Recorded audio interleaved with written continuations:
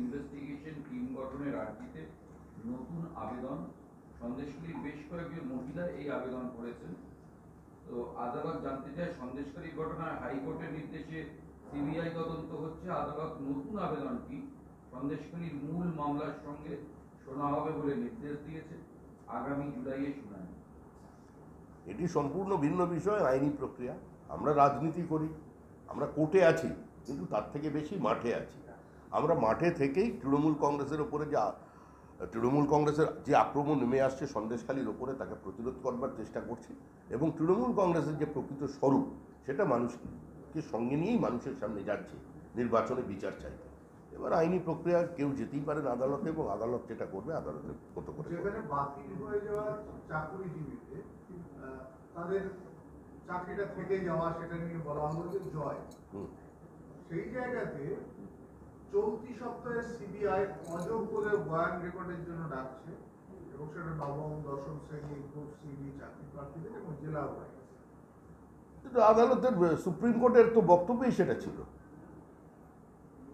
Supreme court বলেছিল যে অন্তর্বর্তীকালীন তারা একটি স্থগিতাদেশ দিয়েছে, দিয়ে বলেছে যে ক্যাবিনেটের বিরুদ্ধে যে তদন্তের কথা চলছিল সেটা এখন আপাতত হচ্ছে না। কিন্তু সুপ্রিম কোর্টের তদন্ত বহাল রেখেছে অযোগ্যদের ক্ষেত্রে, তাদের কাস্টাডিতে নিয়ে জিজ্ঞাসাবাদ করবে, এবং তারা যদি চাকরি করে আবার পড়াতে যায় স্কুলে, তাদের মুচলেখা দিয়ে যেতে হবে যে তারা 12% সুদে টাকা ফেরত দেবেন। এবং তারপরে স্বাভাবিকভাবেই জালিয়াত প্রমাণ হলে তো আরও অনেক বড় সমস্যার বা আইনি ব্যবস্থার সম্মুখীন হতে হবে। এটা তো সম্পূর্ণভাবে তৃণমূল এতদিন পরীক্ষার্থীদের সঙ্গে, মেধার সঙ্গে প্রতারণা করেছে।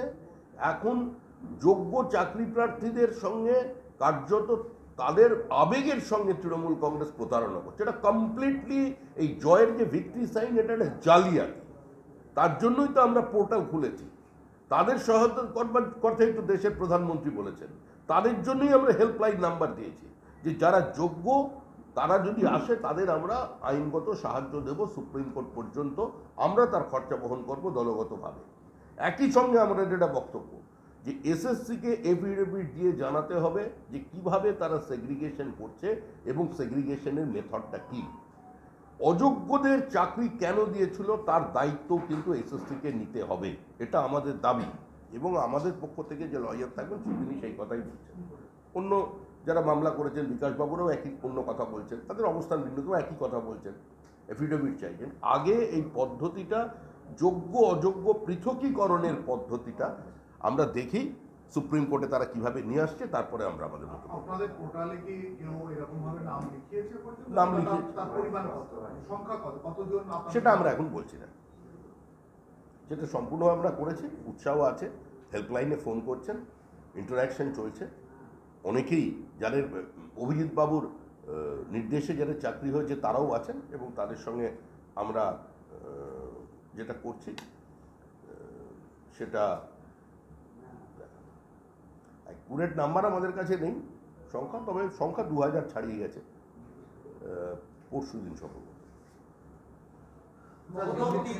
ভোটে দেখা যাচ্ছে যে মহিলাদের ভোটারের পরিমাণটা বেশি, সেটা কি কোথাও লক্ষ্মীর ভান্ডার এফেক্ট? হ্যাঁ, কোথায়? প্রথম 3 দফার নির্বাচন, সন্দেশখালী এফেক্ট। সন্দেশখালী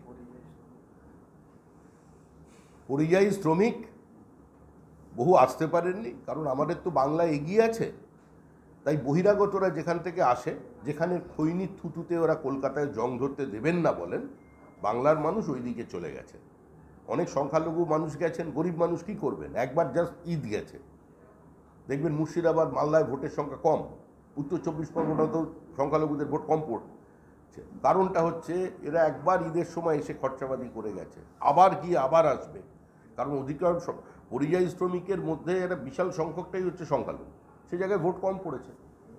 আর যেটা বলছেন সেটা হচ্ছে মহিলারা তো ভোট দিচ্ছেন, আপনি দেখছেন না, সংখ্যালঘু মহিলারা কালকে রাস্তায় নেমে তৃণমূলের বিরুদ্ধে প্রতিবাদ করে তারা অবরোধকে হটিয়ে দিয়ে তারা ভোট দিল। এগুলো কিসের ইঙ্গিত বহন করছে?